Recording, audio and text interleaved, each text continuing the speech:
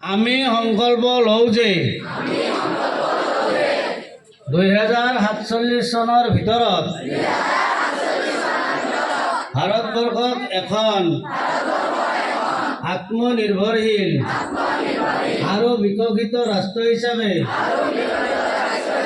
গঢ় দিয়াৰ স্বপ্ন বাস্তৱায়িত কৰিম। 2 নম্বৰ, মনৰ পৰা দাসত্বৰ মনোভাৱ পৰিহাৰ কৰিম। দেশৰ সমৃদ্ধ ঐতিহ্যক লৈ গৌৰৱ কৰিম।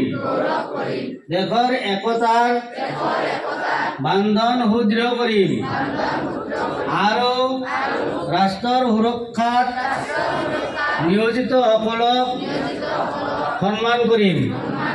নাগৰিক হিচাপে মোৰ কৰ্তব্য পালন কৰিম। এতিয়া আমাৰ সংকল্পখিনি হ'ল এই গোটেই মাটিখিনি